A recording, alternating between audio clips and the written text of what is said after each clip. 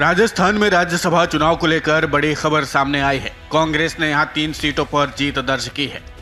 रणदीप सिंह सुरजेवाला को राज्यसभा चुनाव में 43 वोट मिले, जबकि मुकुल वासनिक को 42 वोट। वासनिक के खाते का एक वोट रिजेक्ट हुआ है। वहीं घनश्याम तिवारी को 43 वोट मिले हैं। प्रमोद तिवारी को 41 वोट मिले। वहीं डॉक्टर सुभाष चंद्रा के खाते में 30 वोट आए। चुनावों में 3 सीटों पर जीत के बाद कांग्रेस कैंप में खुशी का माहौल है। मुख्यमंत्री अशोक गहलोत ने कहा कि राजस्थान में 3 राज्यसभा सीटों पर कांग्रेस की विजय लोकतंत्र की जीत है। मैं तीनों नवनिर्वाचित सांसदों श्री प्रमोद तिवारी, मुकुल वासनिक और रणदीप सुरजेवाला को बधाई देता हूं। मुझे पूर्ण विश्वास है कि तीनों सांसद दिल्ली में राजस्थान के हक की मजबूती से पैरवी कर सकेंगे। वहीं कर्नाटक से बीजेपी के लिए अच्छी खबर सामने आई है।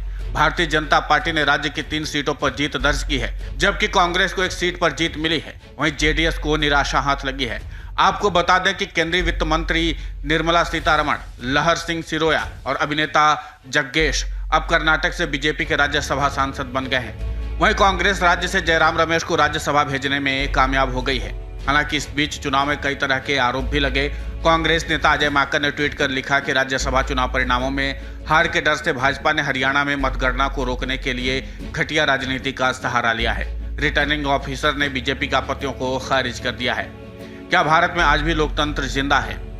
उधर राज्यसभा के लिए मतगणना में देरी पर शिवसेना के मंत्री एकनाथ शिंदे ने कहा कि भारत के चुनाव आयोग से अनुमति की आवश्यकता है, उसके बाद ही मतगणना शुरू होगी। इसके अलावा बीजेपी ने राजस्थान की विधायक शोभरानी कुशवाहा को राज्यसभा चुनाव में कांग्रेस उम्मीदवार प्रमोद तिवारी के पक्ष में क्रॉस वोटिंग के लिए निलंबित कर दिया है। भाजपा और जजपा समर्थित निर्दलीय उम्मीदवार कार्तिकेय शर्मा ने भारत के चुनाव आयोग को पत्र लिखकर चुनाव नियम 1961 के आचरण में वोटों की गोपनीयता के उल्लंघन के कारण कांग्रेस विधायक किरण चौधरी और बीबी बत्रा के वोट को रद्द करने की मांग की है। वहीं हरियाणा के सीएम मनोहर लाल खट्टर ने कहा कि हमें यकीन है कि हम जीतेंगे। जिस तरह से वोटिंग हुई है, हमें पूरा भरोसा है कि दोनों सीटों पर बीजेपी प्रत्याशी जीतेंगे। कांग्रेस के कुछ विधायकों के वोट खारिज कर दिए गए क्योंकि उन्होंने नियमों का उल्लंघन किया है। फिलहाल अभी कई और सीटों का चुनाव परिणाम आना बाकी है, लेकिन एक बार फिर से राज्यसभा चुनाव में भारतीय जनता पार्टी और कांग्रेस ने जबरदस्त शुरुआत की है।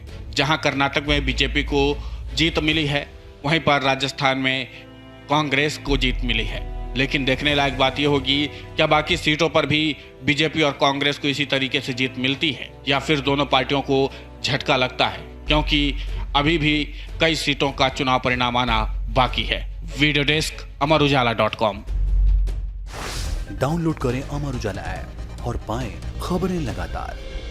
अगर आप ये वीडियो YouTube पर देख रहे हैं तो हमारे चैनल को सब्सक्राइब करें और बेल आइकन को दबाना ना भूलें। अगर आप Facebook पर ये वीडियो देख रहे हैं तो हमारे पेज को लाइक करें।